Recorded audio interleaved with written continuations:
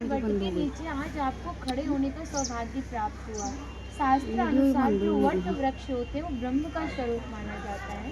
लेकिन इस भांडीर वट का एक श्लोक श्रीमद् भागवत में दिया है 10वें स्कंद की 18वें अध्याय में 22वां श्लोक कि ब्रह्मंतो बाहि मानस्य चार यंत्र बोधनम भांडीरकम नाम वटम जम्बू कृष्णा प्रोगम। कृष्ण कालीन में भांडीर वट इतना विशाल हुआ करता था कि वृंदावन तक इसकी शाखा। पिछले टाइम में पुल नाव होती नहीं थी, ठाकुर जी शाखाओं पर चढ़ती यमुना महारानी को पार। मान्यता है ठाकुर जी की 9 लाख गाय यहीं बैठ के विश्राम करती है। तो माता जो भी प्रसादी में रखती थी 9 लाख गाय, तो माता जो भी प्रसादी में रखती थी सभी एकत्रित होकर दोपहर का भोजन लेते थे। आप कभी विवाह में जाते हो तो क्या बिना प्रसादी के आती हो? आप लाडली जो की विवाह स्थली आए तो बिना प्रसादी के कैसे जा सकते?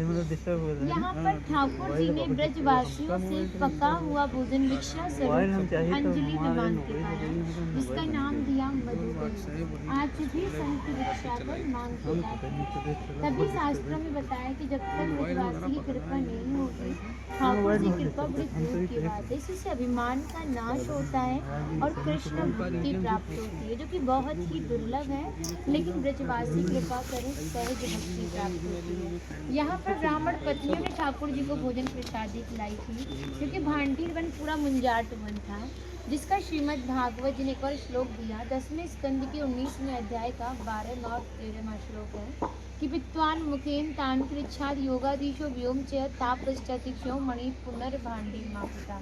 पूरे जंगल में आग लगी थी, ग्वाल बल उसके अग्नि से जलने लगे। काना बोला ये जो भांडीर वट है आप इसके नीचे आंख बंद करके लेट जाइए, ये महसूस कीजिए कि शीतल ठंडी भाग गई।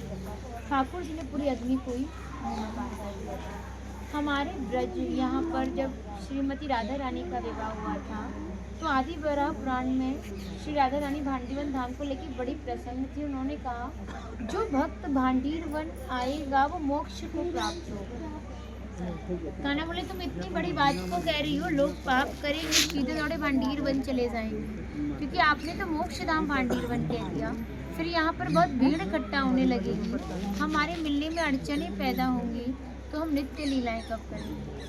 श्री जी ने उसी क्षण भांडीर वन को गुप्त वृंदावन के और कहा कान्हा इस स्थान पे हर कोई भक्त नहीं आएगा, वही भक्त आएगा जिसका विशेष भक्ति भाव सच्चा होगा और भक्त मेरे नाम उपस्थित होगा।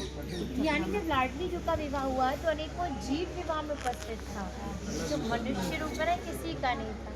तो भक्त अपने आप को कीड़े मकोड़े घास फूस पत्ती जड़ पक्षी इत्यादि मानते हैं।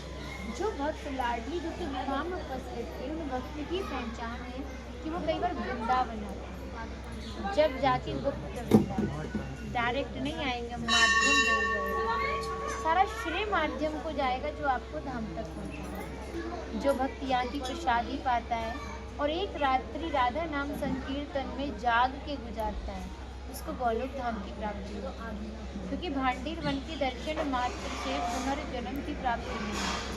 तस्य दर्शन मात्र नरो गर्भ में बचत, इसके दर्शन मात्र से पुनः किसी भी माँ के गर्भ में जाना पड़ेगा, क्योंकि भूमंडल पर तो 84 लाख योनियां होती, सभी के अंदर मादाएं पाई धारण करती हैं।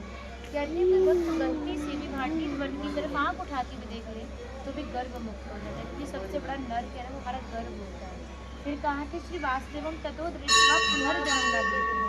जब भी भक्त भांडीर वन में प्रवेश करता है श्री वासुदेव जी का दर्शन करता है, भंडारा इत्यादि करता है, वो पुनर्जन्म गर्भ यातना से मुक्त हो जाता है, क्योंकि यहाँ पर राधा कृष्ण में मन खेला हुआ है।